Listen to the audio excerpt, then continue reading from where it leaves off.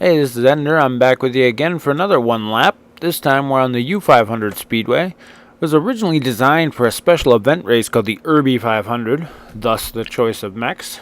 The Irby is kind of a joke as far as mechs go. Most people call it the trash can. And this track was short, fast, and designed for everyone to bring an urban mech and basically race your normal 3 laps on this small tri-oval. There's quite a few defenses. You got the water hazard in the middle, but as you can see, you can almost see entirely across the map from any given point, meaning that it was just literally an all-out brawl.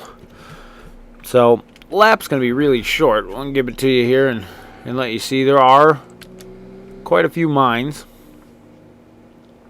This mech is very slow, but takes a long time just for fun.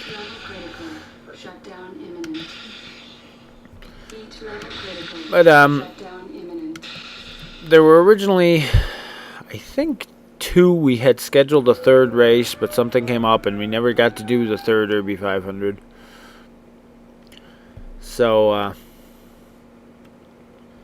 we have 2 reigning U-500 champions. Here's your first checkpoint. All the checkpoints are pretty much the same. You have to cross inside of the towers. People try to jump jet around the outside of the towers, and most of the time it will not count your points. If you get knocked into the hole in the middle down in the lake, the water's deep, you will get stuck and you'll have to suicide out.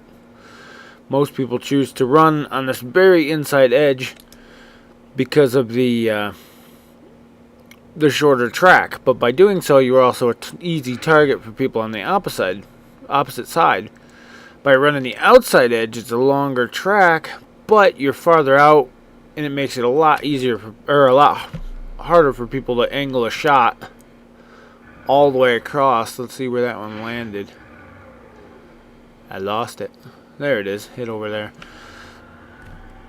It makes it that much more difficult for somebody to actually hit you on the opposite corner of the track, which is like a necessity on such a small thing.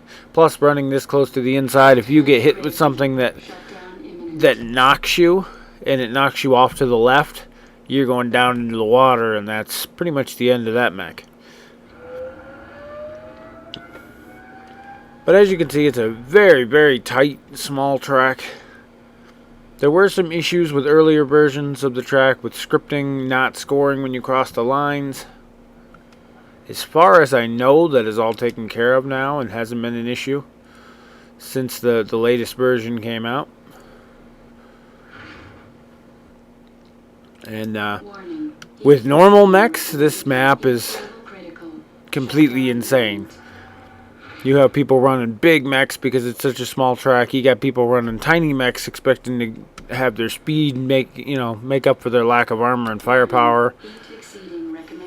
We've had races run the full, well, what used to be an hour, but now we run them at 30 minutes. We've had races go the entire time limit with no one winning, and we've had people win in 5-10 minutes.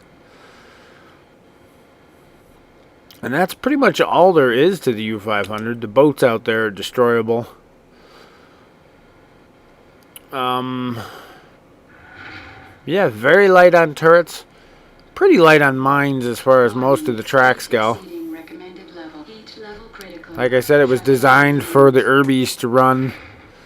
Irbies don't have a lot of armor, don't have a lot of firepower, so your main competition was the other racers.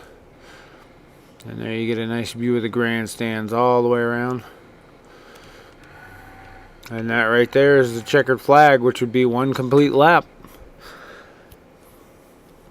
And hopefully, now that Mech Racing interest is picking back up, we'll see the U-500 run here in the future. And that's all there is to the U-500 Speedway. Not much to show you on this one. Like I said, small track, fast. And we'll see you at the next track.